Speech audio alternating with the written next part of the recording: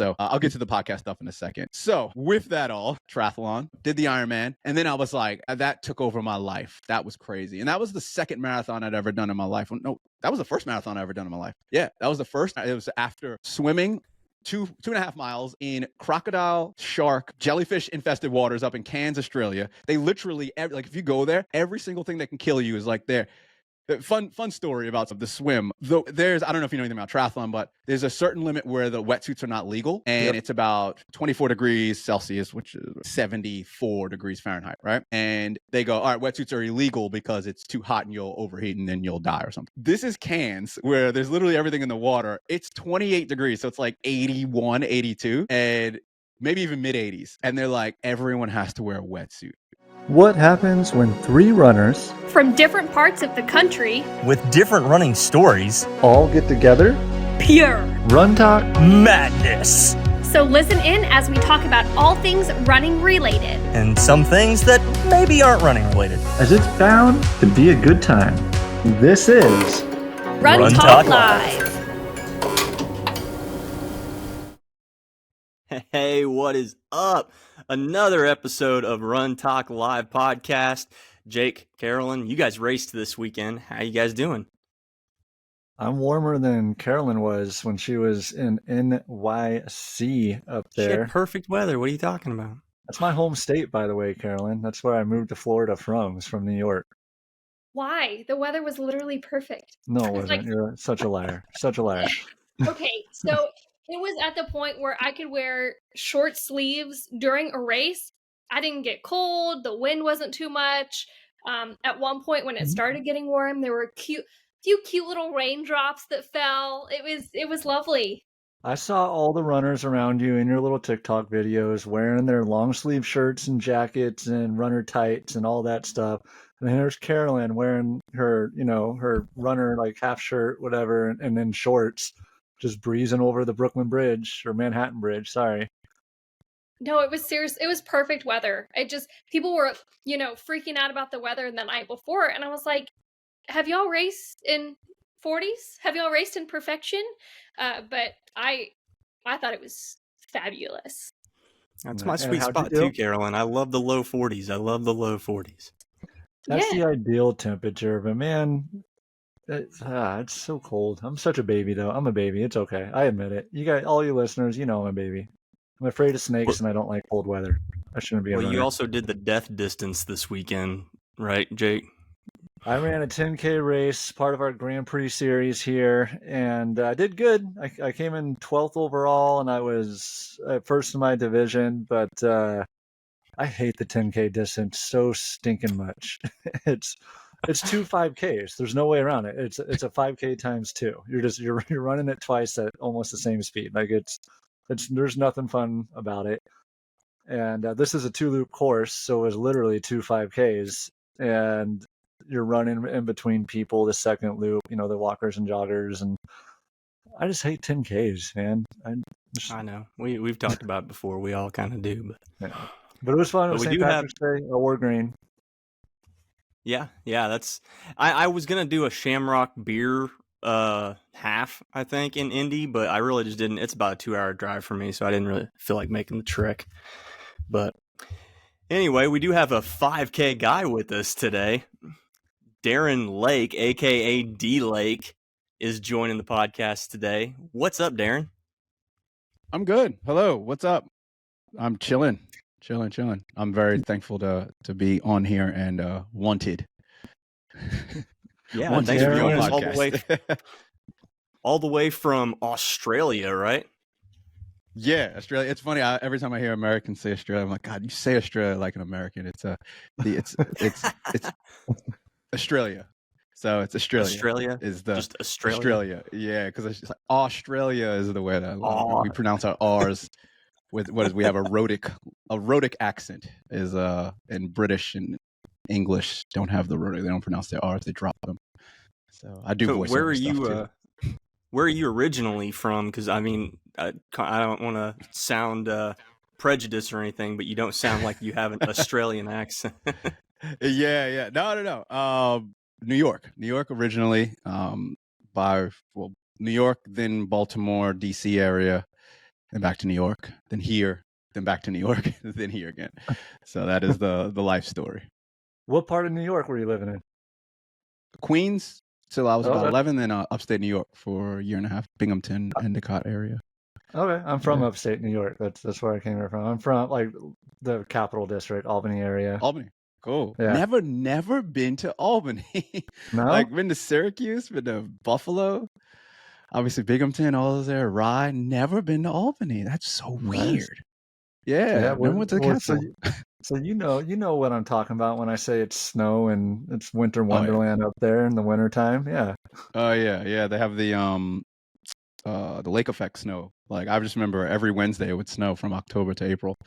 Like it'd be like just like the clouds would pick up the water, dump it, come around, clouds would pick up the water, like just because you're right there with all those lakes. And yeah, from a New York City boy, snow would come like a few times a year at most, and then up there was like dump. And they went to school. We all went. I remember just being like, school days, like nah. Maybe in the mountains they might get a 2-hour delay because it's if you live in the mountains. I just remember that was like they would have it plowed, salted, done. It was just like my mom was like, "This is nice. Go to school." I'm like, really? And then we moved down to DC and it snowed like 1 inch and it was like everything shut down. And she was like, "Oh, come on now." So yeah, that was quite a difference in a 4-hour drive. So 4 or 5 hour drive. Yeah, no, it's crazy. Well, you're what time is it in Australia right now? Australia. You can say it however you want. I just hear the difference. It's just funny. Like being here 12 years now, I like really hear the difference. And yeah, we have time for me to correct you, and it's not even correcting. You say however the hell you want, because what do they say? Melbourne here, like American comes, I'm going to Melbourne. It's like it's like Melbourne. It's just really quick. So yeah, say however you want. The time is 11:45 a.m. So we are right now 15 hours ahead of you. Okay. Depending on where you are you're all EST, I think. But last week it was you changed time, so we were 16 hours ahead, and then in 3 weeks we're going to change time and go back, so we'll be 14 hours ahead. I've been doing this and I work with a lot of American companies, so I just like time change is just like because now I'm like, okay, and I got to sync everyone up, and yeah, it's not fun, but this time actually works really well because everyone's online. Sorry, everyone's evening and end of day is like my morning. So I get like this 3-4 hour window, depending as family and friends, obviously they'll be up to do business, but Americans don't mind getting on business calls at 7-8 p.m., which is like anti-Australian. After 4:30 on a Thursday, you cannot catch anyone. Like everything is just work-life balance here, and everyone's crying and saying that it's getting closer to America. So I'm like, no, this is still far away. They're like, the last 20 years, it's just getting closer. Everyone's working all the time. I'm like, you guys don't work enough. Like, I don't think so. Oh man, hopefully there's no one listening to your podcast that are that are the ones you're talking to right now. Oh, I yell at all about like clients and stuff. I'm just like, if don't get to Christmas and Easter, it's like the American joke, like Americans as an American guy I work with, basically the middle of December until middle of February, nothing gets done. And it is so frustrating. Like if you have a meeting about something, you're trying to sign a client or something, it's like, they haven't signed by the 1st of December. It's like, good luck. Middle of February, there's just this like black hole. And it's because the school holidays, that's their summer break. So that's their 6 weeks off.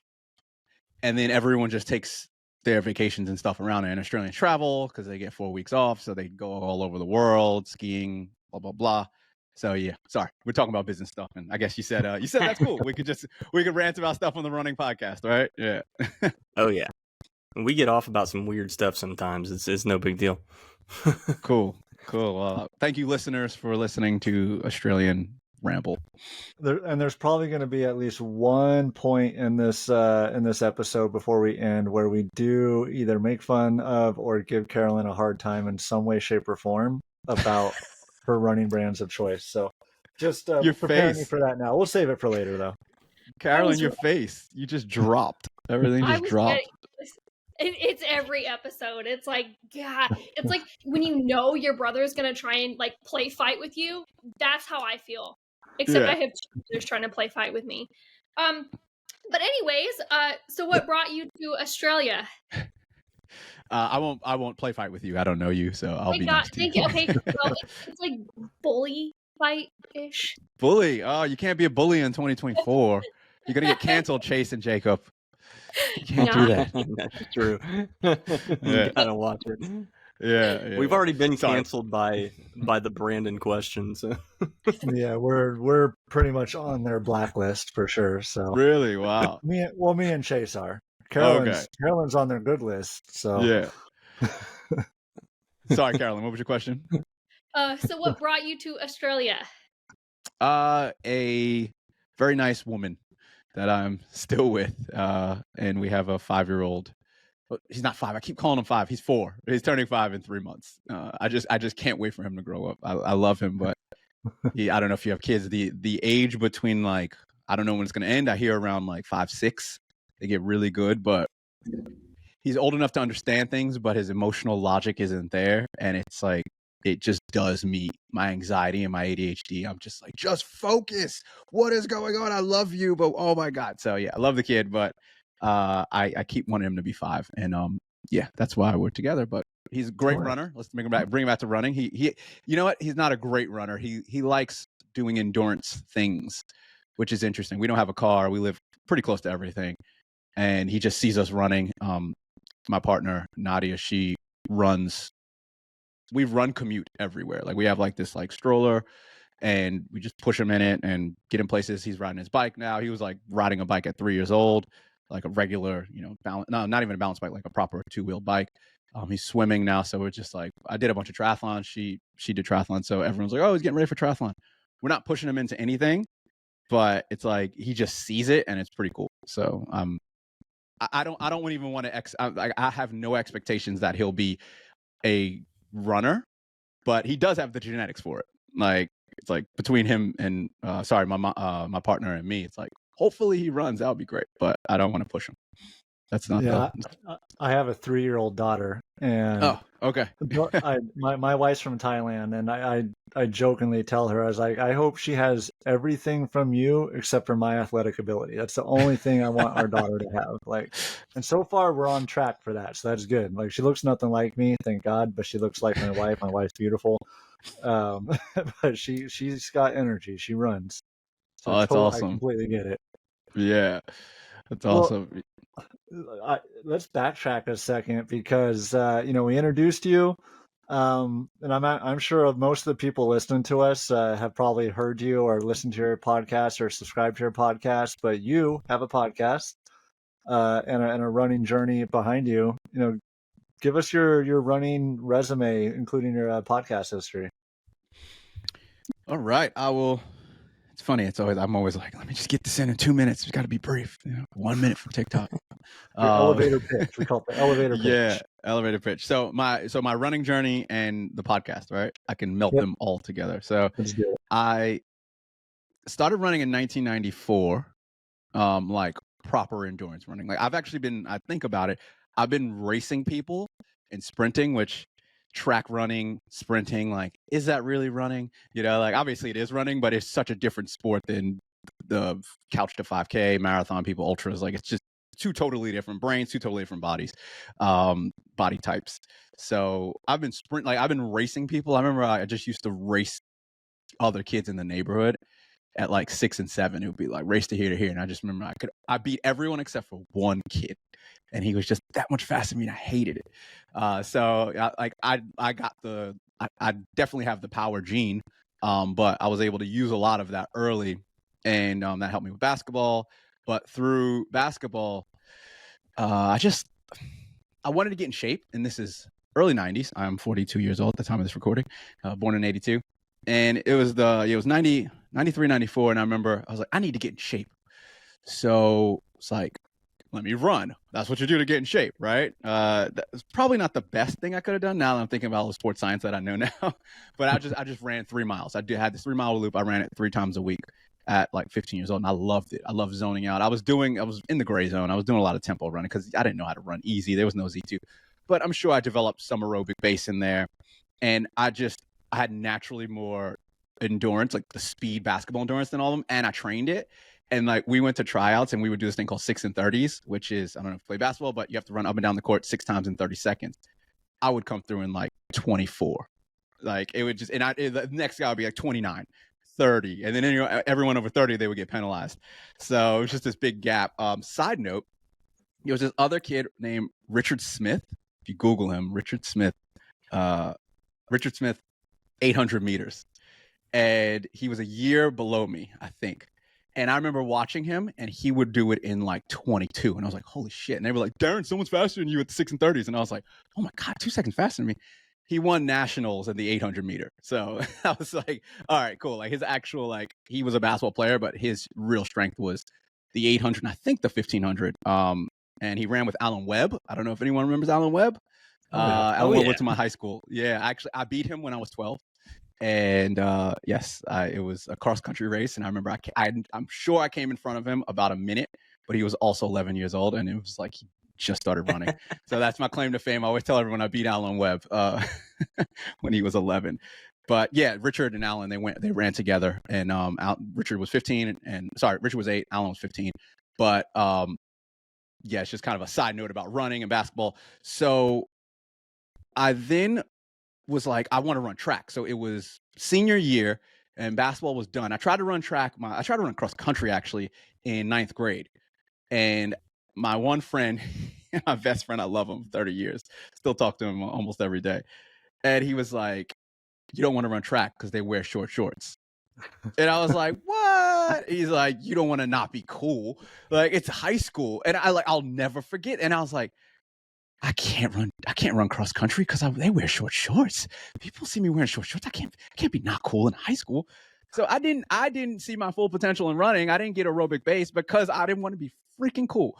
And I'm just so angry at myself because of that. I did one cross country run and I said, nope, I'm not wearing the performance outfits with the short shorts. In the competition outfit. So then senior year, I'm like, all right, I'm done with basketball. I want to run track. And then I talked to the track coach who was Alan Webb's coach, Coach Roscoe. And he was like, all right, Daren, it was like 4 weeks left of the track season. And I was like, sure, yeah, let me do this. It's my senior year. And he goes, all right, let's do the 400. And I was like, I want to run the 1 and the 200. He's like, I do the 4. I was like, whole lap. Oh my God.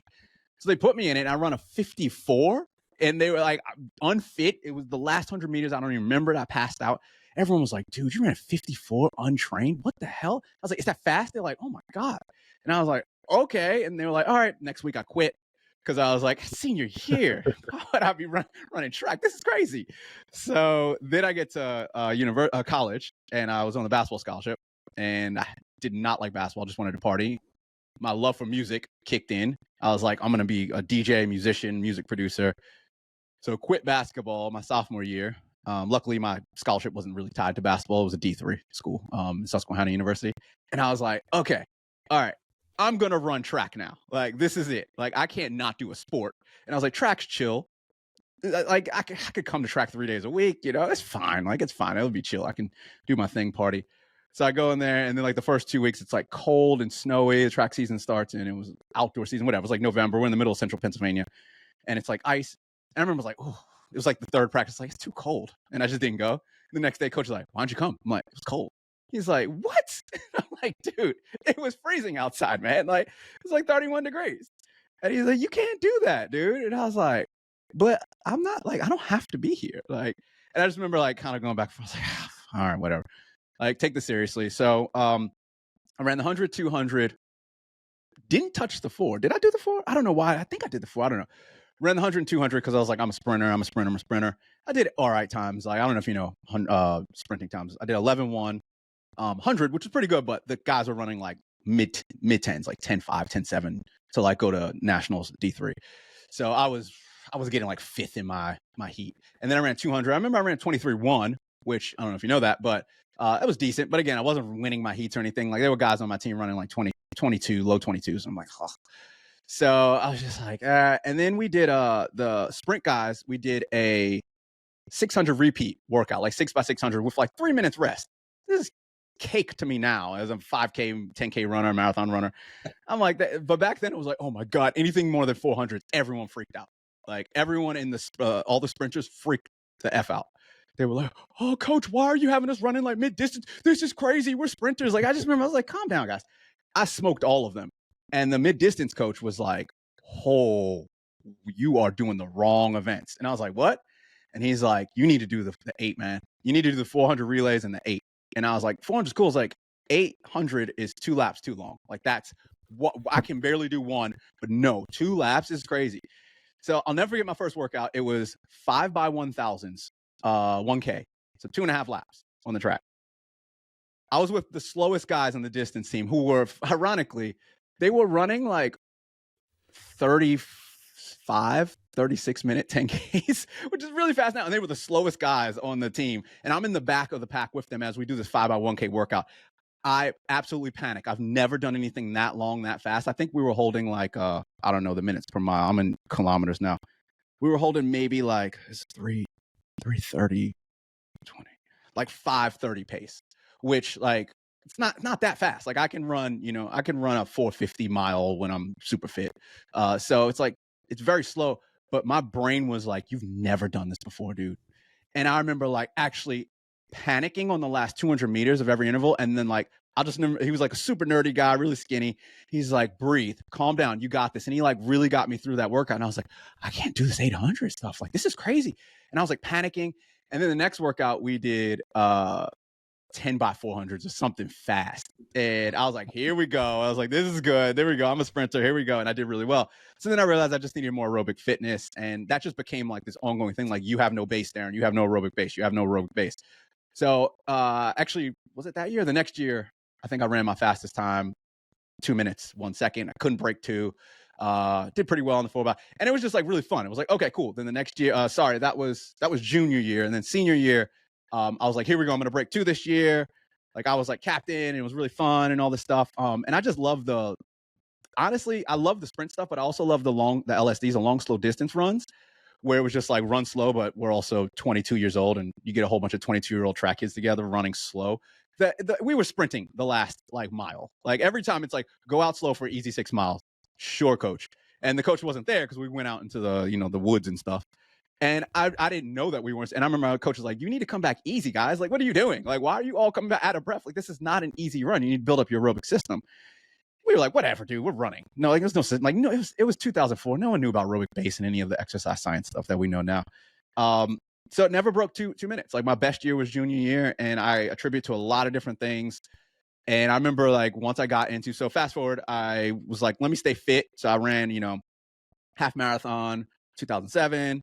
Did decent, but I got into cycling, and I was doing cycling and running. I was just riding my bike everywhere, and I was building up aerobic base that way, but I never properly built up aerobic base. So I then moved here, and I always ran just for mental health. And ironically, I found out a year ago that I have ADHD, and exercise and diet and sleep and all these other things help that meditation. And I've gravitated towards all these things because they felt good, but it was actually because like my brain needed it. And I just love going out because my brain was able to just focus on whatever. Like, I mean, you're all runners, but a lot of runners need headphones in. I don't need them. I don't mind them, but I don't need them. Like, it's like, cool, yeah, I'll listen to this thing, music, but I like, a lot of people like, I need headphones. It's the only way I can get going. And I just love actually going in the trails or like going on a road next to water where there's no cars and just let my brain just zone out. It's the best feeling. So I kept doing that because it felt good. And then I gained a bit of weight in my 20s because I wasn't really training that much. I was hanging out at the clubs too much, eating junk. And I was like, ooh, I'm getting fat. What's going on here? And I was like, I need to run more. Like, that's how you lose weight, by running more. That is not how you lose weight. But maybe some people, but it did not work for me as I hit like 35, 38. So ended up going to moving down here. And I was like, well, I'm in Australia. I've done cycling and running. Gotta learn how to properly swim now and do triathlons. And then I was like, all right, after 4 years, I'm going to do an Ironman. So running was always like my best thing, but I never really did like 5Ks and 10Ks or anything. I just was like, okay, I'm going to do triathlons because I love this. I love this stuff. And can I swear, curse, or is it not good? Yeah, go for it. Okay, cool. I can self-edit myself though. I'll do the self-editing because there might be people listening with their kids. I learned that early on in my podcast, which I'll get to my podcast. Early on my podcast, I was like, all right, I want this to be like who I really am. And I like, I cuss a bit for color and dynamics. dynamic range of talk. And I listen to Tim Ferriss, and I love Tim Ferriss' podcast. And he, it's a business podcast, but he just lets loose and whatever, talks about stuff. And I was like, I'm gonna do that because this is me. And then within the first year or two, people were like, can you tell me when you're gonna curse? I was like, all right, as much as I want to be me, maybe stop. So I'll just self-edit, or I'll bleep myself if I really have an impactful thing. And I'm like, but this is who I am. You need to get. But it's also you're just gonna immediately turn someone off that could be a new listener. That could be a listener for life. So I'll get to the podcast stuff in a second. So with that all, triathlon, did the Ironman. And then I was like, that took over my life. That was crazy. And that was the second marathon I'd ever done in my life. No, that was the first marathon I ever done in my life. Yeah, that was the first. It was after swimming 2.5 miles in crocodile, shark, jellyfish infested waters up in Cairns, Australia. They literally, if you go there, every single thing that can kill you is there. Fun story about the swim. There's, I don't know if you know anything about triathlon, but there's a certain limit where the wetsuits are not legal, and it's about 24 degrees Celsius, which is 74 degrees Fahrenheit, right? And they go, all right, wetsuits are illegal because it's too hot and you'll overheat and then you'll die or something. This is Cairns, where there's literally everything in the water. It's 28 degrees, so it's 81, 82, and maybe even mid 80s. And they're like, everyone has to wear a wetsuit. And everyone was like, what? And my partner, she hates being hot. And she's like, they're like, please wear a wetsuit, please. And I was like, we should all wear wetsuits because they don't care about you dying from heat exhaustion. They're like, everything will kill you. There's jellyfish. There's this. So somehow swam in that. It wasn't crystal clear water. It was murky brown water, which Australia has very clear water. But for some reason, this beach had, and I was like, this is. The only thing that made me keep going was that there was 3,000 other people all around me splashing around. There was lifeguards everywhere. But yeah, it was by myself. I think we did a swim the day before, and I just decided I was zoned out. I was like, oh man, this is such nice. And I was maybe 20 feet away from the group, and I said, what the hell am I doing? And I was like, what are you? I was like, go back to the group. You are New York City boy swimming in Australia water. What are you doing right now? This is crazy. You're gonna get eaten by a shark. So I'll never forget that feeling of I got too comfortable and then I needed to bring it back. So did that, and I said, I need to work on my strength, which is running. And I was like, you know what? I'm gonna get fast at the 5K. Actually, you know what? I did a marathon because I was like, I'm still Ironman fit. So I thought I could hold that fitness for 2 months. I was like, I'm gonna do a panic marathon. So I just put together a DIY marathon really quick with my friends. Dumbest thing ever. Had ITB syndrome halfway through, couldn't finish it. My knee, I did finish it in 4 hours, 15 minutes. I was like, why did I do that? Because I was like, I need to do a fast marathon. The Ironman, I did it in 10 hours, but the run was horrendous. I just broke down because I just wasn't ready for it. So I was like, let me do the 5K. And I then was like, all right. And I did a couple 5Ks and I was like, how about I focus on the 5K? I had my kid and I was like, all right, well, I don't have the time to run marathons personally. I don't have the energy to feel drained and not sleep well. I didn't want to do that. The marathon was never sexy to me. I'm a sprinter. The 5K is the shortest race, even though I'm a 400, 800 runner. As an adult, it's really hard to do 400, 800. You can do master's track, but I'm going to drive somewhere 2 hours to run for 2 minutes. That's crazy. Why would I do that? I have, I love my life and my balance. I'm not 20 years old anymore. So the 5K, there's park runs everywhere. The 5K makes sense. There's fun runs, 5K, 10K, half marathon. So I just did 5K, 10K, half marathons. And then it was, he was born 2019. I said, I'm going to run a sub 16 minute 5K because I already ran a 17:20 or something. I was like, what's a minute 20? I could do this. This is easy. I'll do this in 6 months. 2019, 5 years later, 16:47 was the fastest. And yeah, I'm taking off this year from that journey to focus on some other things. I'm actually training with power now and speed and force. So I'm actually using my strengths.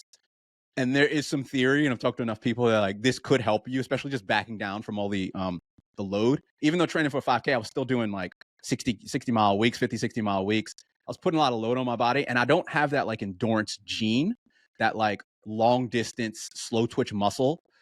That's not my specialty. So there are some theories that I'm not as efficient as my partner who can just do marathons all the time and trail runs and stuff and triathlon. She's way more efficient than me at doing the slower stuff.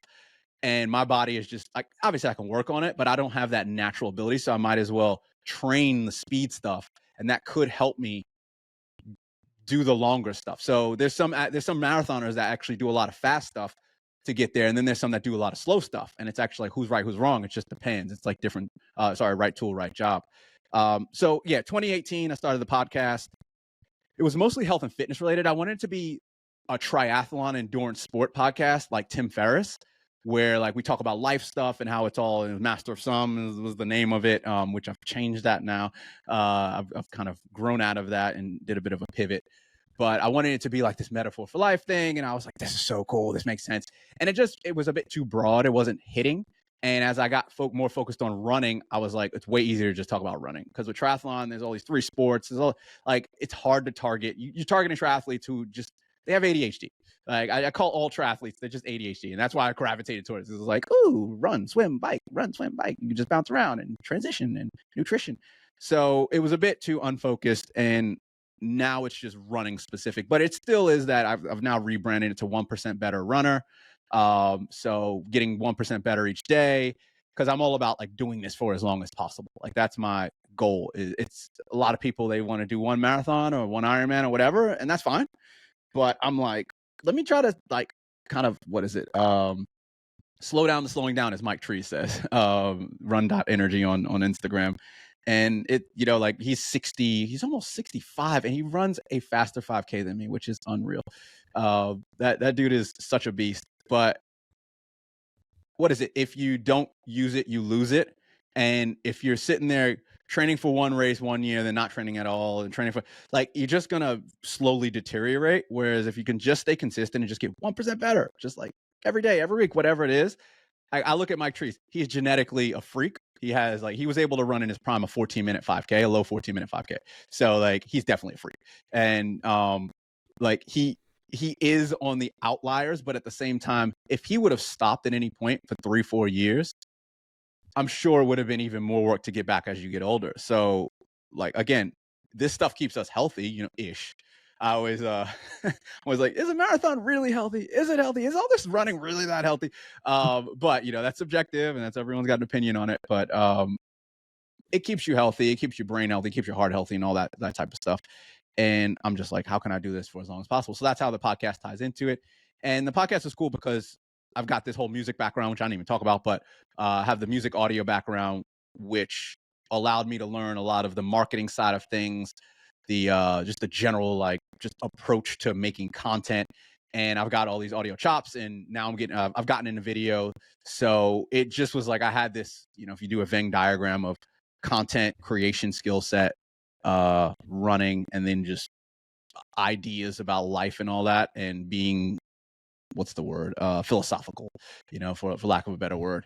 And if there's a triangle of it or a Venn diagram, it's like the podcast and the content just sits right in the middle of it all. And I probably should have studied exercise science. I studied music technology, which is great. I got to use my degree early on, and still some things I'm using now, but I'm like, maybe I should have gotten a business and exercise science, but it's all good. I'm talking to experts now. I'm learning stuff. I don't need to get a degree because I'm just learning all day long, and I'm coaching people now, and implementing a lot of things that I've learned and telling them things. So yeah, that is the story. And thank you for giving me the platform to tell it that long. Feel free to ask any questions about anything. I don't have a question. I do have a comment, though. Back to the short shorts and scaring you away from running. Just a friendly reminder that Courtney Dauwalter, one of the greatest ultra runners out there, does everything in basketball shorts. Yes, I do.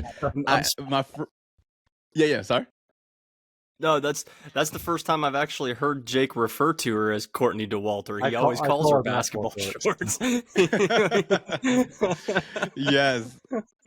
My friend who's in the trail running, he actually 2-3 years ago introduced me to her, and then I started hearing about her everywhere because she was beating men, and I was like, who is this woman? This is crazy. Who eats junk food and just doesn't look like an athlete at all. and she's cool. I like it. It's so dope. But I was looking, why is she wearing baggy shorts, dude? Like, that doesn't feel comfortable. He's like, it's like the trail running thing. It's either you wear the tights or you wear the shorts. Like, it's just polarized. Like, you have the beard or you look like Super Arrow. You know, you drink beer or you drink like Gatorade. Like, it's just trail running is no rules. Like, it's just have fun. Yeah, trail and I was running, like, it's a thing of its own. yeah. And I was like, they would chafe. Like, my basketball shorts chafed on me. Like, you know, maybe it's my body anatomy, but I would always get this cut in my inner leg from my basketball shorts, and it was annoying. And I remember like I had to wear the longer tights underneath to stop that cut. So, yeah, sure, you know, like baggy shorts, I guess. Yeah. But in the 90s, I wouldn't have gotten away with that. But now I could have been like, well, Courtney Dauwalter wears it. I'm going to wear baggy shorts, basketball shorts. Is it? Does she really wear basketball shorts? Are they basketball shorts or are they baggy shorts? Yeah, they're basketball shorts. Oh, shit. That's good. Baggy. I thought they were just baggy shorts. She runs for Solomon, right? There's Solomon shorts, so I'm sure there's probably some kind of specialty there, but like they made them especially for her. They altered them in some way where we just can't see it. Yeah, I'm sure probably. I mean, it's like anything. Like what? So you know the Nike Dragonflies? They're the track shoes, the Nike track with the spikes, the spikes, but they're basically the Vaporflies, but the track shoes. So there's some athletes that don't like so if they're Saucony or whatever brand has track spikes, they don't like their spikes. They want the Dragonflies. So Dragonfly makes an unbranded version. And if you ever see someone with no brand on their shoes, it's a person that's signed to another brand that wants to wear the Dragonfly. So that's hilarious. So the point of that is Solomon might just be a Solomon badge on like some basketball shorts. So they were just like, all right, we'll do this one off for you some guys. Nike basketball shorts. Yeah. They, you know, there's some no name brand Chinese stuff from Wish or something, Temu, and they were just like, here, Courtney, you know, like you just gotta wear our thing. They bikes do that too. I heard about that, and people wouldn't like not pro cyclist triathletes. They wouldn't like pro triathletes didn't like their bike brand. And they would just put their logo on another bike because they were like, I don't like this bike for that. And they're just like, all right, you know, you signed to us for here. So they would debrand it, like paint it all black. And then, they did that at the Olympic trials when they were in Atlanta. So not two trials ago. Mm-hmm. And that's when the new, I think it was the Alpha Fly, you know, came out, right? And they were doing the release at the trials. And all the Hoka team, like the Hoka brand told their runners that they could wear the Alpha Flies for the trials. Like at the end of the day, if they win the race, they win the race and they're still a Hoka athlete. So Hoka was like, dude, if this is going to make you faster, like wear these today. Like, I don't care. So yeah, there's a bunch of Hoka runners wearing Alpha Flies at the trials in Atlanta. That's really cool. I did not know that. I mean, like all the people freaking out. Was Boston Adidas? I think Boston's Adidas, yeah, and like all the Nike and other athletes, they had to wear that big Adidas logo on there, and then like a lot of the athletes didn't use their photos because it had Adidas on it for social media. So I just heard about it's like all these, I get it. It's a bit silly, but I get it. So yeah. Well, I think the circumstances at that time is Hoka didn't really have a super shoe that they were really promoting or releasing at that point in time. So they wanted to give everybody. They wanted their athletes to have a fair shake. Yeah, it wasn't really a loss to them. Like now they have super shoes that can. Right now, everybody's kind of even in the playing field a little bit. Nike's still got a leg up, but everybody else is catching up. Even Brooks, I think, has something. Oh yeah, Brooks is copying the Vaporflies and then just calling them that's right. They carbon copied the Vaporfly 3s. Yeah, threw some different colors in there. And Mizuno did their wacky ones. I got some of those. They're really cool. They're a bit aggressive and the one with is that the one with the like the heel that like comes way up? Let's see. Yeah. Here. Yeah. This one. Yeah. Yep. Yeah. That just looks like it looks like the bottom of a boat. Like it's just right. Yeah. They actually are really good. And people are like, oh, it's gonna break your heel. It's like, no, you just on your toe, like it makes you 4-foot strike. and Right. they're super cushy, and they're really like Mizuno. The last two models have just been so grippy. Like they're the grippiest shoe I've ever had. Like I could in a rainy day take a turn, probably 90% plant down and take a 90-degree turn and be very, very comfortable on pavement. I was like, whoa, this is grippy. Which I don't know what it does for you as a runner, but it makes me feel stable on a rainy day. So I do use them as my rainy day shoe. It's funny, I just don't trust them on race day. I don't know why. So like I always wear I like the Endorphin Pros, are the carbon ones are the best. I mean, those are carbon too, but the Endorphin Pros 3s, I just like them. They're pink also, and I like to be on brand. And I literally just wear them for race day. They have like 60 miles on them over the last 2 years. They sit up there in the corner, and I'm just like, race day, okay, here we go.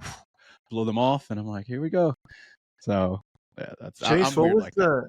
what was the name of that? I think it was like a Chinese brand that sent you some shoes to try out, some off-brand. I don't know off-brand, but One Mix, I think. Oh wow. I Yeah, don't have them anymore. I gave them away. Like, yeah, they sent me. It was this weird kind of. I don't know. It had a carbon plate in it, but it also had this weird pillow in the foot or in the heel, and it was actually kind of nice. The pillow in the heel was kind of nice, but the shoes that they sent me, of course, they're a Chinese brand. They were too big, so like I ordered my standard size 10. Actually, they didn't have half sizes, so I think I went a half size down, and they were still way too big. So I ended up like giving them away to some people like with bigger feet than me. But the pillow, the pillow itself in the heel was actually kind of nice, and they were pretty comfortable. It was a real pillow. It was like an air pocket, but it was in the heel. So it was basically like an AirPod that Nike puts in their forefoot, but it was in the heel. So it was kind of weird. Gotcha. But I'm like a midfoot striker too, so like I don't do a lot of heel striking. Like I had to kind of consciously force myself to heel strike in order to kind of get the benefit from that. And yeah, they weren't for me. Caroline, oh no, I was going to ask Caroline, go ahead. No, you go ahead. Go ahead. Mike Trees is actually starting he's like the head of product at this Indonesian shoe company, which I don't know if he's been promoting that yet. I think he said March they'll be coming out with their shoes. So that's kind of cool. I was like, oh, another startup shoe company. I was like, they are coming out. So yeah, if he's behind them, then I would hope that they're good. But yeah, we'll see. When they start pushing them out to all the bigger influencers, and we start seeing them circulating. Sometimes those startups, though, they turn into something. I mean, Astrailia is, I honestly, when they first came out as like a subscription shoe service, like, nah, this isn't going to be good. But they've turned out to be pretty good. Like their shoes you're not going to go, win world records with them, but they're good shoes. Like, so you just never know. If you have the right design. I was intrigued by the idea of a subscription like that. That seemed cool. Like they're just recycling the shoes, right?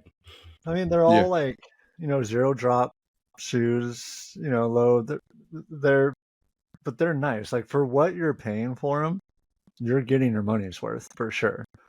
Like they're nice shoes. And again, I'm not going to go race a marathon in them, but I'll do some workouts, like some easy runs in them, etc. Yeah, actually, I really like mine. They're quite an aggressive shoe. Like there's not too much to them. Like the side walls don't have like too much structure, which I really like. Yeah. But I keep getting all these shoes, and I'm like, they're pretty and they're pink and they're white and pink, and I've worn them maybe 10, 15 times for like video shoots, and I'm like, they're just gonna get dirtier. I was like, I like these shoes, I'm not gonna wear them, so they just sit up there, my Astrailia. But I keep going, I should buy a pair to wear. I'm like, Daren, you have enough pair, stop. Like, as much as I want to like support the company, I'm like, let's get through my shoes first for the next year or two, and then I can go. I'm coming back to the States in August. I haven't been back oh my gosh, it's 2017. So I'm finally coming back in August, and I'll probably buy it there. The shipping will be cheaper, and I'll just get like a simple pair. And yeah, I do. I like actually their business I like the CEO and how transparent he is, and he talks about all these different things that like none of the big brands are talking about. Like he's differentiating himself in the company from all the other brands. Like, what's really the difference between Nike, ASIC? Well, sorry, Nike, Adidas. So Adidas is number 2, but 10x less as far as sales go, which is crazy. So the number 2 company in sneakers is 10x smaller than Nike, and then it's like Saucony, who's I think is huge. I've been wearing Sauconys forever, Mizuno.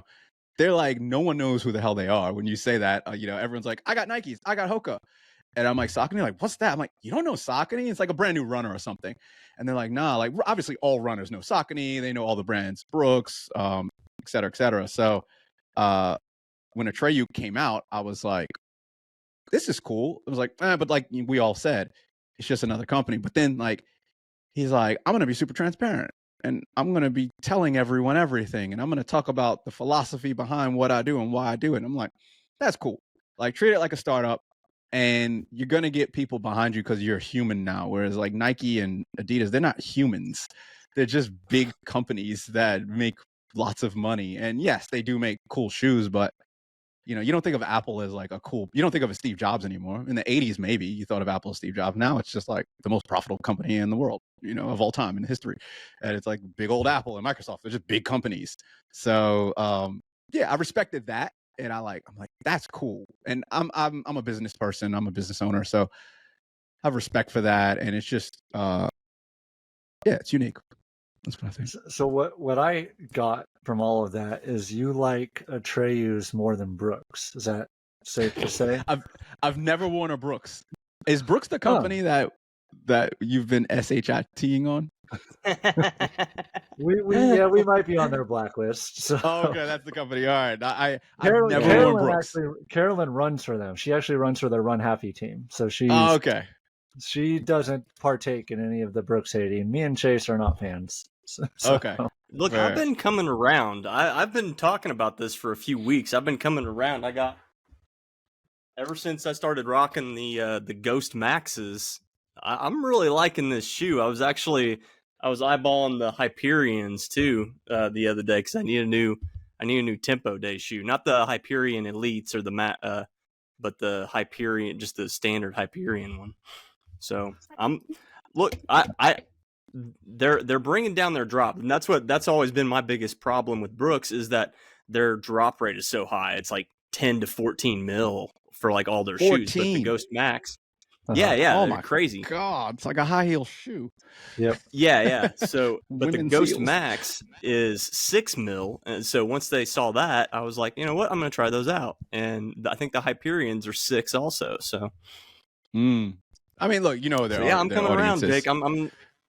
I'm still on. I mean, I'm not on board like the team yet, but they're coming around to me. Let me tell you, I run for a company here called First Place Sports, and for the longest time, our outfits were sponsored by Nike, and it was great and it was fantastic. And then we get an email right after we just got done bashing Brooks, and we get an email from our director, and they're like, "Good news, the new jerseys are in, and we're going to be sponsored by Brooks now." And I'm like, "You're kidding me?" The one company.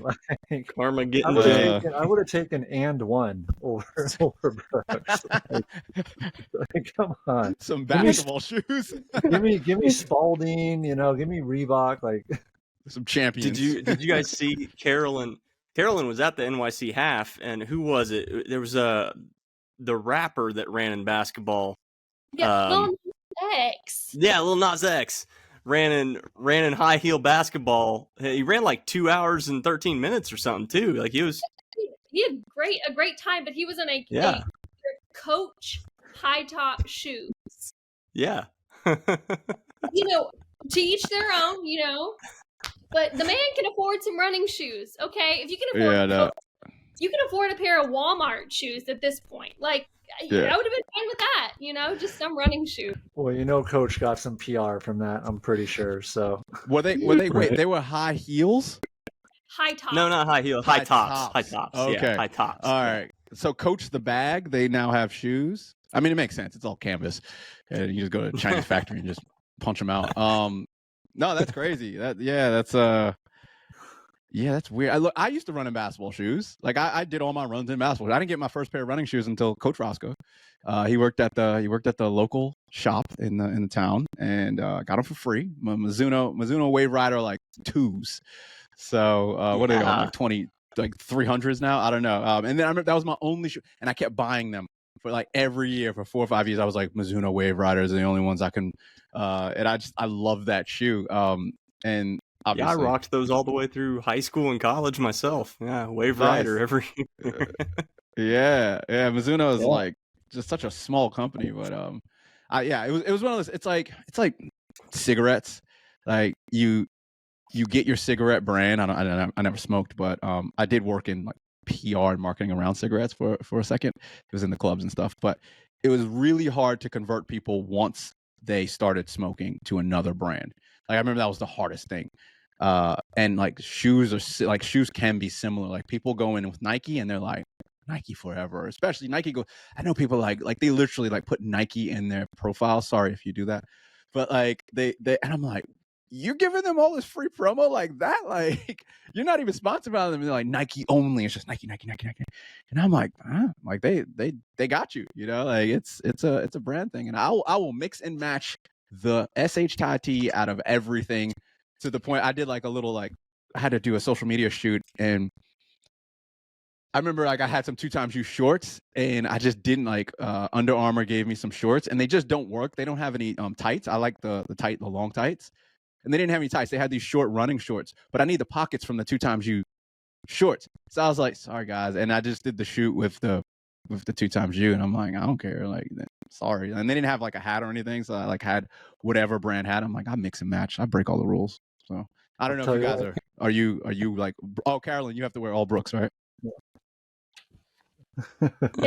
Yes, I do. Yeah. So you're like, it's always like Brooks hat, Brooks shirt, Brooks pants, Brooks socks. Yes. Well, they hook her up though. Like, yeah, fair. You know, give Brooke props as much as we give them garbage. They have probably one of the best ambassador programs out there and they take very good care of their ambassador runners, because you get a box like every quarter, right? Like every 3 months. Yeah, and then every time like they just release their new glycerin shoes, we got a pair of those. And then they fly us out or they have this convention every year. Like last year was in LA. This year is going to be in New York City. So they treat us very well. They just don't make good running shoes. That's all, you know, but whatever. They're coming around, Jake. They're coming around. I'll try them. Coming around. Try the Hyperion Elites. Somebody told me they're just like the Vaporfly 3s. Yeah, because they are. Their metrics are the exact same as the Vaporflies. I just threw different colors on there and called them Hyperion Elites. Like you can't do that. We discussed that on a previous podcast, I think, Daren. You should check it out. But yeah, look at the Hyperion Elites and look at the Nike Vaporfly 3s. They're almost identical in like every metric. Same drop, same weight, same. It's worth noting that the Vaporfly 3s came out first. I just want to point that out. Yeah, they did. I mean, they've now had. I'm done, Carolyn. No more. I promise, Carolyn. I'm done. No, you know what? When it comes to racing, we're Nike guys when it comes to racing, but I do mix it up quite a bit too. Yeah. Yeah, I have a vast shoe collection. I wear just about everything, but racing, it's typically Vaporflies for me. I gave the Alphas a chance. I'm just not a huge fan of them, but yeah, the Vaporflies, just nothing's been able to beat them for me so far. I am looking at I see them now. The Hyperion Elites. Yep. Yeah. Okay, I could see the. Oh yeah. Yeah, look at the metric. Look at the 8mm drops. Look at the. Oh, that looks so like, and they put the print exactly where the Vaporfly goes. The mesh looks exactly the same. Everything. It's like, yeah, it's just Carolyn, funny. keep your mouth shut. We get it. It's just like who in their product team was like someone went, make them exactly like the Vaporfly, and everyone went, sure, and no one went, maybe it's not a good idea. At least Mizuno went like so far left. It was like, what the hell is like people gonna talk about it, you know? And like honestly, they got it right with that one, but everyone was like, they're so ugly. And I'm like, they got you talking about it. I feel like they went, we need to do something weird here, like because Ultra has their own super shoe now, which people were so sad. The comments on social media, they're like, at least you could have made it 0 mils. Like, what are you doing? Yeah. Like they did 4 millimeter. It's like, you're just like everyone else. Someone said, that's the whole point of you guys, was to be different. Like, why would you just slide into like just the same old? So I think they kept the foot-shaped toe box, didn't they? They did. They kept it, but it was like, should have been 0 mils. I'm sure there's some science behind 0 mils doesn't work when you got a little 50 mil stack and all that cushion. Something with 0 mil, but you should. If you're looking up shoes, if you haven't seen them already, but the Puma Nitros, I think they're called.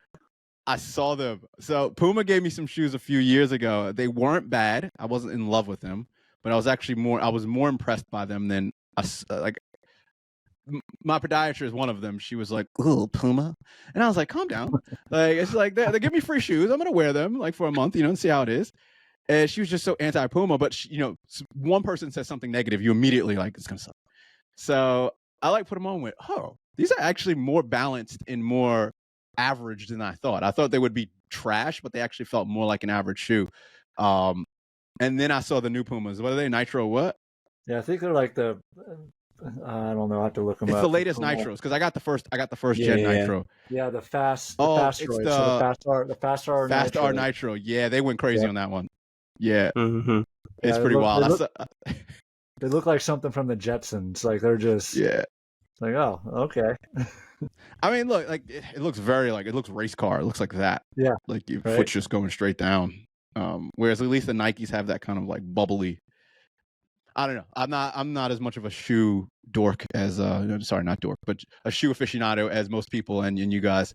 So I don't know. Like I just started finding out about toe box and all these words that people the upper and the mid and all this stuff. I'm like, oh, that's what that is.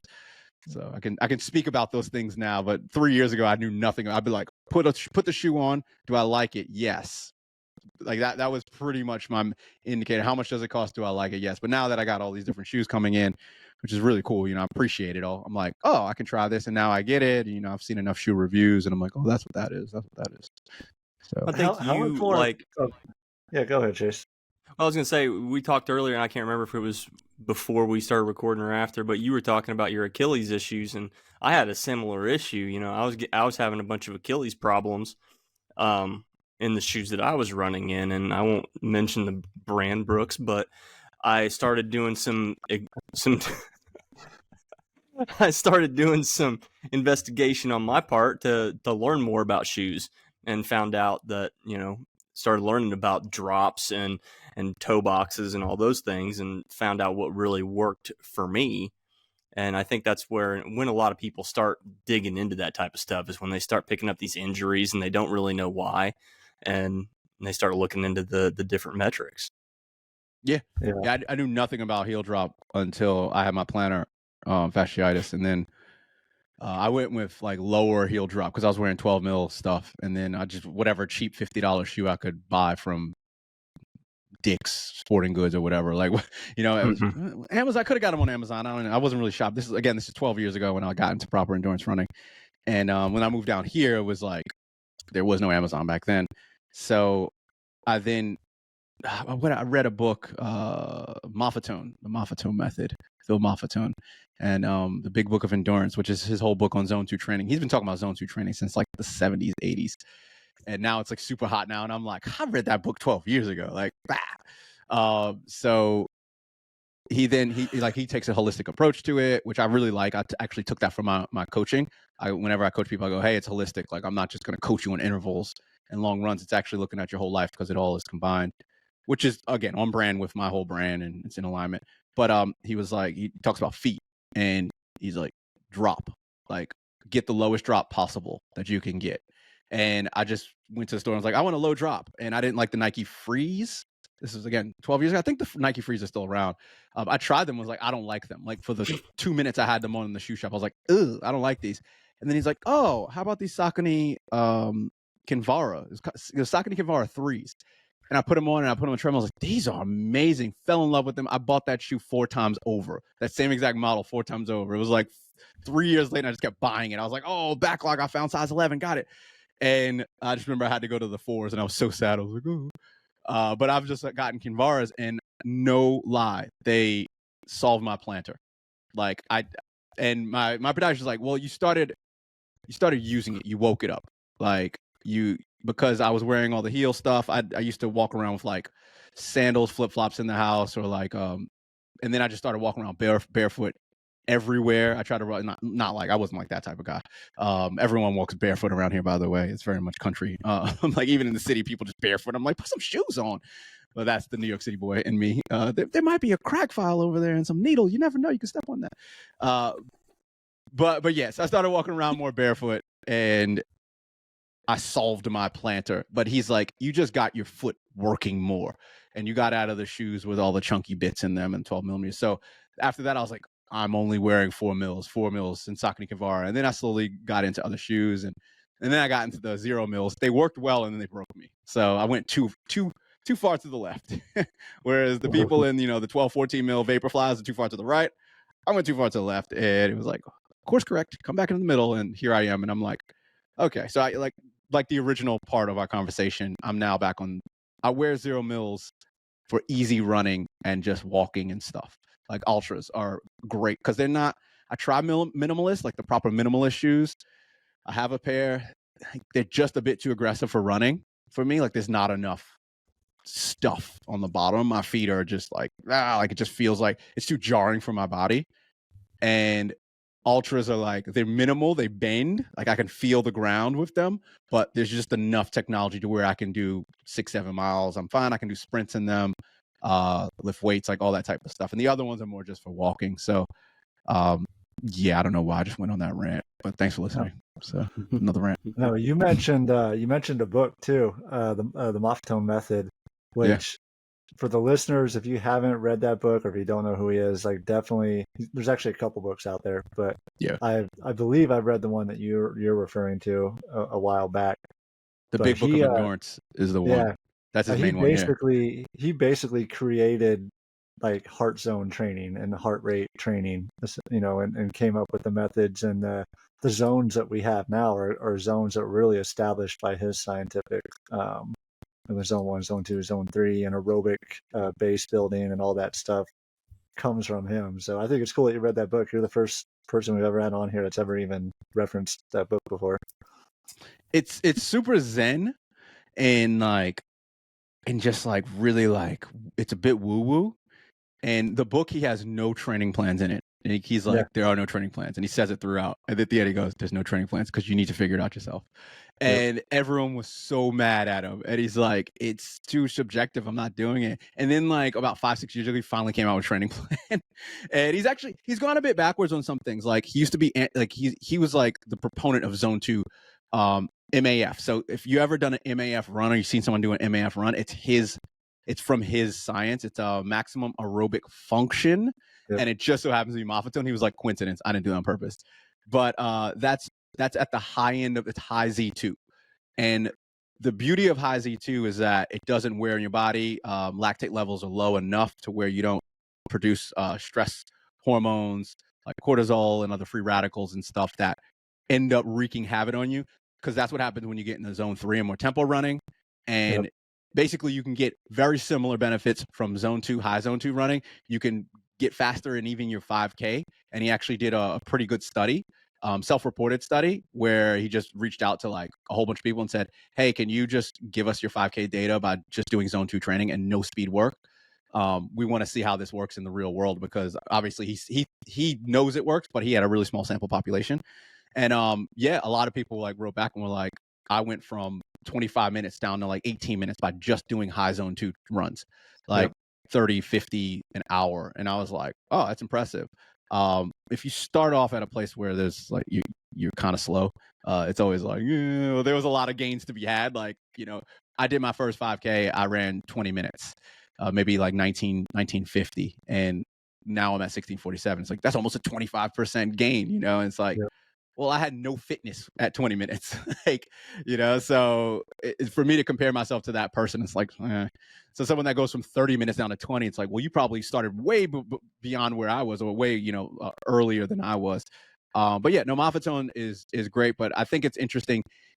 he's come around. Like he actually has a HIIT program, so high intensity interval training, because he was anti zone 4, zone 5 to the point where I followed his training plan so perfectly. I was like, I'm not doing any. I did 16 weeks of base of zone 1, zone 2 running, and the biggest complaint of it is just boring. But actually, what happens is you're not ready for racing, like at all. So I did my first triathlon off of all this zone 2 training. I'm like, I'm gonna have the best aerobic engine. It's my weakness. I'm gonna do 16, 20 weeks of just zone 2. And I go in there and start sprinting, and I just like everything's cramping up. And I was like, what's this cramping? And everyone's like, didn't you have your sodium and your electrolytes and drink Gator? I was like, I'm so hydrated. Like, and then I'm reading into it's like, oh, too much load. It's actually muscle spasms. It's not cramps. My body's like, nah, you've never done this before. You haven't done this in like 6 months. What are you doing? And it's actually just involuntary spasms and stuff. And I was like, oh, I have to like run hard to get ready for the races. I can't just do zone 2 training. Ugh. So it was like, okay. And that's what I was like, there's some holes in the system. I love it. It's definitely, most people should read it, because again, zone 2 is like, it's so hot right now. Like all the YouTube videos and stuff are like Dr. Peter Attia is talking about zone 2 training. And I'm like, that was a thing 20 years ago. Like, what's going on? Like, how is it now hot? Like, I'm almost like, I should probably start doing more content in it, because I have a lot of content on zone 2 training. But yeah, everyone read that book if you haven't already, and you want to, because I'm sure, what is it? Everything's aerobic up until the 100-meter dash is like 20% aerobic. So 15-20% aerobic, and then a marathon is 99% aerobic. So a 5K run is actually, depending on your body makeup, is from 80 to 90% aerobic. 80 to 90% aerobic is a 5K, and a lot of people think of a 5K as a sprint, and I'm like, 5K ain't no sprint. Like 5K is a slog. Like it is a burn. Like you said, it's two 5Ks. A 10K is 2 5Ks, and 5Ks, it just sounds like 5Ks aren't. It hurts. Like 5Ks hurt, and like it's. You think it's a sprint. I'm like, no, run a 200. That's a sprint. It's very different than a 5K. A 5K is like, I'm going kind of fast. Not really. I'm cruising. All right. And it's like, now it starts to hurt. You hit the second mile. It's like, it hurts. So everyone can benefit from aerobic training. And and it carries into you can keep developing that as you get older, where speed you can't develop as well. And it goes away quickly if you don't use it. So that's another thing. That's why I am focusing on speed stuff now, because I'm 42 and I'm like, if I don't run fast, for the next 2-3 years, it will be that much harder, and I basically will have lost it. So I think the studies are the people that keep running fast can keep running fast into their 60s and 70s.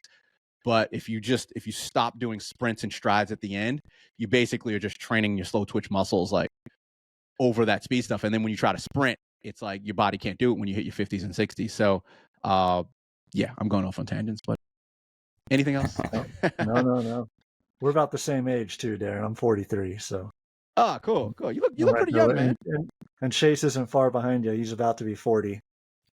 Congrats. End of the year, yep. Carolyn's the baby of the group. She can't say her age. She's a woman. That's not what you jokes. I'll say her age. She just turned.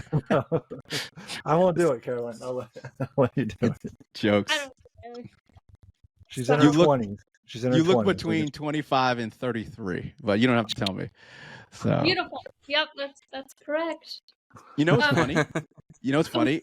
Everyone looks like way young. Well, at least I don't know how old you are, Carolyn, but Chase and Jacob, you look way younger than I thought. So I'm running. There you go. I'm gonna end this with running keeps you young.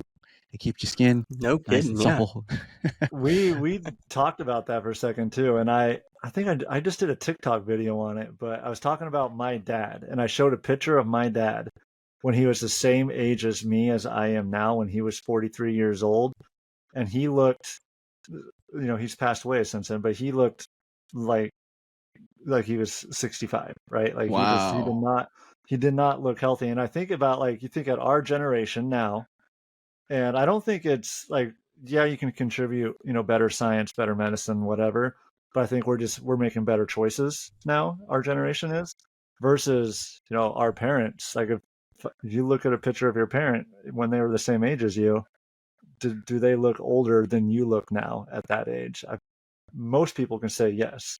And it's just because of the choices that they made at that point in time in life. Yeah. I don't think I Carolyn. can. My dad was a cyclist, so he did a lot of it. Oh, you got the endurance gene. My dad was a hippie. Oh, Chase, you got the endurance gene. Yeah, I none of my parents, like, I don't know, they could have the genes, but none of them did anything athletic. So I think I picked the wrong sport. I actually should have gotten into soccer. Like, I was watching my son play soccer, and I've like gotten into soccer this year. And being a New York City boy in the 90s, soccer wasn't a thing. Like, there was no soccer moms, or, you know, you didn't go play soccer or whatever in elementary school. And I was like, wait, they sprint, but they have endurance. They're kind of big and they have skill. And I was like, oh, I was too short for basketball to really do anything amazing. And I'm 5'10", 5'11", but with soccer, it doesn't matter about height. And I picked the wrong sport. And I was like, I should have picked soccer. I would have gone pro. And I was so angry. Like, this year, I've just been thinking, I'm like, I have all the skill sets and natural talent for soccer. And I was like, damn you, Mom. No, I love my mom. She couldn't do anything. We grew up in the wrong place at the wrong. And if it was 15 years later, soccer is now huge in America. But it was the 90s and there was no ML, you know, the Major League Soccer. There was none of that. Soccer wasn't cool and sexy like it is now. So, I don't know why I'm talking about that. Carolyn, you had something to ask me. Yeah. So for the listener that goes and looks at your social media, your bio says learn tips and tricks from my 26 years of failure. But after talking with you over the last, I don't know, hour and 10 minutes, it doesn't sound like you failed. It sounds like you learned so many lessons. So my question for you is, you know, we have listeners that are beginners, that are pros, things like that. So what is a good tip that could, you know, resonate with all of our listeners? Way to ask the in-depth question, Carolyn. Yeah, that's a good one. That's a good one. Deep. I know. Beginners, runners. So many things I could say. I'm going to try to sum it up. Yeah. I'm always trying to like self-edit myself. Again, I'm in this TikTok, Instagram Reels like head. I'm like, just in 20 seconds. Just get to the point. Hook. Blah, blah, blah. All right. You have more time than you think. A training block is a while, but it happens fast. Even a marathon training block, which I hope you're doing 16 to 20 weeks of a marathon training block, which every time a runner is like, I want to do a long race. I'm like, we got 9 weeks. They're like, I'm like, that's nothing. Like, and I'm like, I also got to get some base in there. Like, come on, dude, 9 weeks. And then I like lay out the plan and I go, you see how we don't have enough time. I need 16 to 20, dude. And he's like, oh, I get it now. He's like, 16 just sounds so long. I'm like, it's not really. So I guess that's one thing, like, take your time with it. Go easier than you think. That's something that it's going to be multiple little nuggets. Like, that's just something that every time I go out, you don't have to have that, oh my goodness, I'm going to die feeling on 99% of your runs. You can go hard, but from the evidence and the actual scientific data and my own, you literally can like back things down from 90 to 80% in whatever way. Effort, pace. If you were supposed to do 9 intervals and you do 8 instead, and you are still going to get the gains. It's crazy. Like, that's the wildest thing. Like, there's this one workout I do, 5K repeats. And I always want to hit a certain time early in the season. I go, dude, just back it up. Like, you have your zone of pacing, go on the slow end. And I literally 8-10 weeks later, I'm exactly where I was the year before. And I'm just like, huh. And I feel fresher. It's like, maybe that's it. I feel fresher, feel more recovery. I'm sure everyone here trying to prioritize recovery. It's real hard in the beginning because you feel like you're cheating. And I feel like a lot of runners, when they get into it and they get the bug, they type A personality, they go really hard. They want to feel that burn, that, oh, I'm out of breath, I'm really sore later in the day, I'm smashed. Like, that actually is like bad most of the time. And there's a time when you need to like use that tool and turn that lever, but it isn't great in the long term. And learning when to do that versus, like I said, backing things down, it's really interesting. Like, you will get, like, what is it? Do less, be better. I think Cal Newport, who's was a productivity writer. He wrote Deep Work is his big book. He has a new one called Slow Productivity, but it's more on like working intentionally. And I love it's just literally do less, be better. Like just doing less.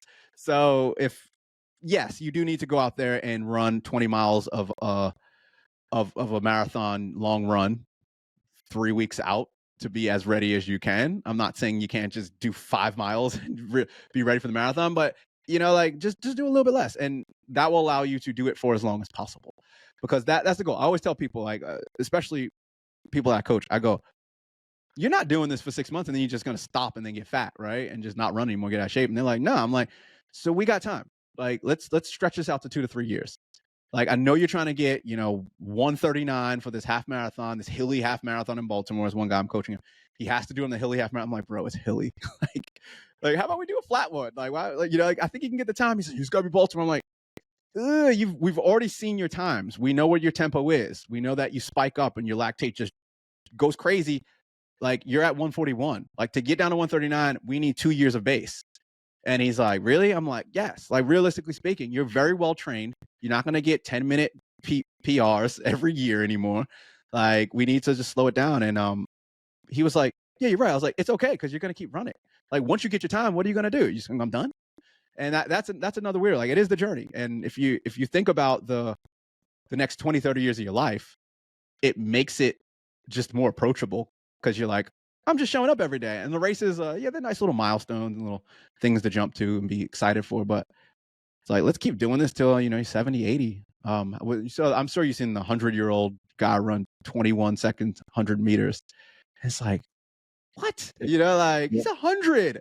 Like, my stepdad is 64, and he's basically in a wheelchair. He won't be watching this, but it's like, like my father-in-law, he can't even walk like down the street, and he's like 71. And Mike Trees is 65, running a 17-minute 5K. So I literally, like, that is sexy to me. That is exciting, to be old AF and like keeping up, beating the young guys. Like that's all I envision. That's a story I play in my head, and I'm like, that's why I put up those 0 mil shoes. I said, that's not going to get you to 70 years old. And everything I do runs it through the filter of 1% better. I know I sound like a brand junkie, but it's true. Like, that's why I picked that. Does that help with Carolyn? Yeah, no, that was awesome. And I'm glad you said that, because I'm starting to slowly base build for Chicago. And I'm freaking out, because Chicago's hopefully going to be my BQ. And I'm like, shoot, like, I need to be cracking out all these PRs, all these milestones now. But I mean, I have months to base build. All three October, of us are right? running Chicago. Is it October? Yeah, we're all three of us are running Chicago, actually. Oh, cool. Very cool. Well, you should do Baltimore in a year that I'm going to be there, so we can all meet. And I know we got to go, but I have to tell you, I did a video, and I hate saying this, Daren, so I'm apologizing right now. All right. Mm-hmm. I did a video on my top 5 favorite cities to run in and my top 5 least favorite cities to run in. And unfortunately, Baltimore was in my top 5 least favorite cities to run in. To race in or just run in? To run in, just to run in. Really? Yeah, where did you run? I need to check this out. Where did you run in Baltimore? Were you in I've a harbor? I ran there twice. So I'm going. Well, actually, I ran there 3 times. I want to say, was it Aberdeen? Oh God, that's not Baltimore. Yeah, it was. Well, that's where we stayed. I've ran in downtown. I've ran along the water there. My biggest thing that I didn't like was the traffic. Number one, I felt like I was always running with traffic next to me, no matter where I ran. And then there was a smell that I didn't like to the city. More than New York? That was just there. Now, bear in mind, I mean, I'm not from New York City, right? So it was upstate New York's a little different. Yeah. I ran in New York City, but I always run in Central Park when I'm there. Like, that's where I run. So, Baltimore, I just didn't. I need to experience more of it. But the experiences that I've had with Baltimore have not been great. And there's only been 3, and it was always cold there every single time that I was there too. So that doesn't help, because I hate running down cold. Okay. Look, fair. The DC Baltimore area is very hot and muggy and humid, and there's also I mean, there is nice weather, but fair. You know what? If I'm in Baltimore and you're in Baltimore at the same time, I'll take you on some pretty awesome runs that I get what you're saying about the traffic. I know exactly where there might have been traffic, like Pratt Street, like kind of in the Inner Harbor area. But there's some continued, just super flat. Like you could pretty much do about 15 miles, 12, 15 miles, super flat along the water, like out and back. And I think that's amazing. Like I know a lot of cities you can do that, but I always get excited. I love flat. I'm a track guy. So anytime it's hills, I'm like, ooh. Like unless it's a hill workout, I'm like, why would you do a hilly long run? Like that's just pointless. In my track, you know, I just need fat and fast turn left. But yeah, I could see how Baltimore could be annoying. But yeah, I'd love to change your mind about that. We'll do a meetup. I like having my mind changed. So okay, except, cool. Your growth mindset. I love change my mind about Brooks, but everything else. The title of this podcast should be Brooks Sucks. Oh, no, with Daren. We could title every podcast episode. Yeah, that, with Daren.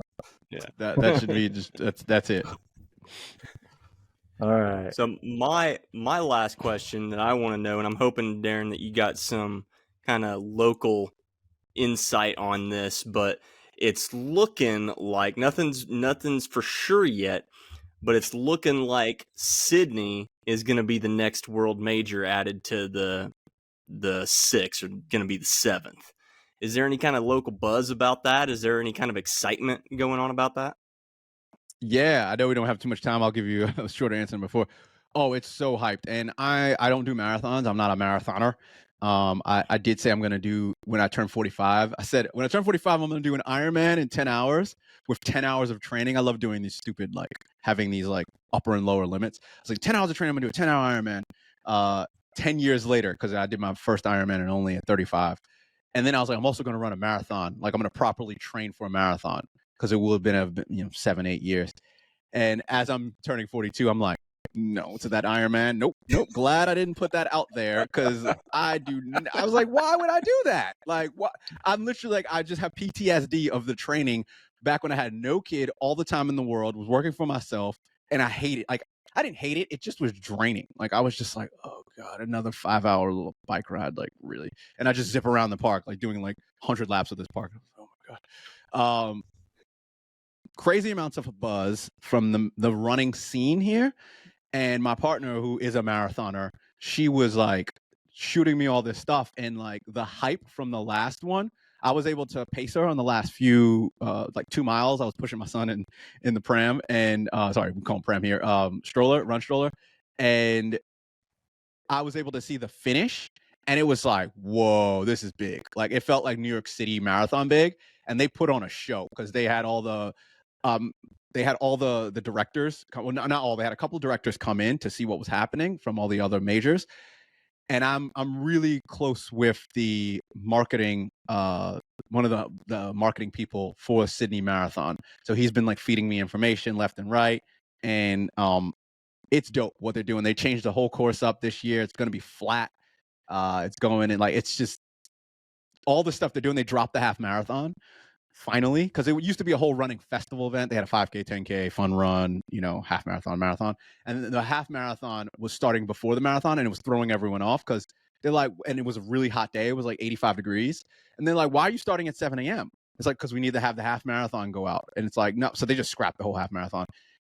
And people are complaining now, and everything, people are like, what about, and this is the thing, what about the slow runners that don't have the ability to do a marathon, et cetera. But it's crazy. Like so many people signed up for the marathon that wouldn't have done it, that because there was all this hype, like last minute, like I'm going to sign up 3 weeks before. And I was like, dude, you haven't trained for a marathon this year. They're like, I'm doing it. Like I got FOMO right now. And I was like, okay, cool. They put it on. Like the Sydney Marathon has always been like a cool, fun run that had a marathon tacked onto it. But like they went hard last year, and now this year they have the government behind them, the state government. And now it's like, oh, okay, we're about to become major. And the state government's like, oh, millions of dollars coming in for tourism. Sure. Now we'll close more roads for you. Do whatever you want, guys. So now it's interesting. It's interesting because New York Marathon's been around, Boston. The big ones have been around forever, Chicago. You don't take those for granted. But like seeing Sydney 10 years ago, where it was 1,000 people did this, and it literally, after the first mile or two, you'd be like, where's everyone? It's like, I'm just doing a long run today. Like there was no one on the course. And now seeing like the whole course line for 26 miles I was like, oh, it's fun. Like I don't get the city nationalism, or like I'm not like I'm an Australian, Sydney. Like I don't care. Like as a New Yorker, I never really cared. As a Baltimore, like I don't care. Like I don't do that. But I actually am proud of my city right now, for literally being like a nobody and coming up. Yeah, that's the short end of it. Hopefully they can get a Kipchoge down here, and rest in peace to Kiptum. But they were trying to get one of the they got kind of like a big pro. He was an unknown pro, but he was like a 205 or a 206er marathon guy, which is still amazing.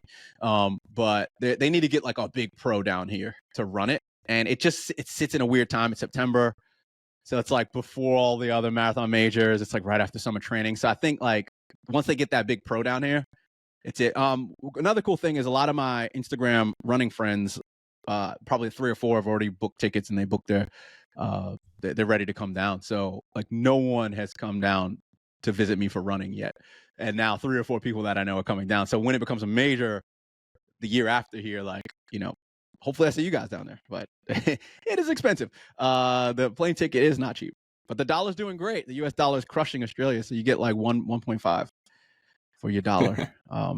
So if you come down here, you can live like everything's more expensive. That's the irony. It's like it's so cheap. It's like it's more expensive. You're like it's the same. It's like yep, that's how it is. So you're like $12 for a beer, but if I do the math, it's $7 for a beer. Oh, that's how much it costs at like a bar, a nice bar. So yeah, Nice. Right on. Well, this has been awesome. Do you guys have anything else you want to go over, Carol and Jake? We could go forever, but I can. Yeah, I can talk a lot. yeah, I feel like when you're talking running, Right. Well, Daren, do you want to give a quick shout out to where people can find you on social? Yeah, I'm on TikTok. I know that's where your followers sit mostly. It's called the RunTok podcast. I'm on TikTok at DLake Creates, or just type in DLake Runs. I know it's a different name to the handle. I need to sort that out. But DLAKE Creates, like making stuff. And Instagram, active on both. I also have a YouTube and a podcast. So just type in DLake Creates everywhere. If you just Google it, you go on my website, DLakeCreates.com, you can find all the different places where my stuff is. And whatever medium you like, I do written blogs, newsletter. I like to write. I like to make stuff. So I know that in the social media era, it's like writing. Why would you do that? But I like writing, and there's a lot of there's a lot of people that read. People do read. So if you want the information that I make, I try to go in depth on how-to stuff, VO2 max, tempo runs, like what are they? How can you do them? Certain types of workouts. So I do the practical, tactical, but I also do the, I got something like why your city is best served before 7 a.m. Like kind of philosophical things, existential things that I go down deep. I'm going to probably do one on marathon. Basically, is the marathon really healthy? Like that's been rattling around my brain for about 2 years, and I want to have arguments for both sides, but I'm going to trigger some people because I watch my partner and I'm like, this ain't healthy. And I've done it, and I'm like, the balance is off. The balance is way off. So I want to approach it tactfully and in a sensitive way, because I don't want it to immediately come off as just like I'm triggering you, and I'm just trying to be contrarian just to piss everyone off. I want it to actually be like, is consuming 20 gels in 3 hours really, like, is that really a thing? Is this good? But at the same time, like, is this helping your mental health? Like, is there a middle ground? So there are things like that. That's where I go a bit deep into, and evidence-based, always evidence-based, but throwing a bit of my theories and opinions in there to make it spicy. Nice. Right on. I just signed up for your newsletter, so I'm going to start getting it here soon. I'm looking forward to it. Thank you, sir. So, yeah, it's about once a month now. I might get it to about twice a month, and the weekly thing.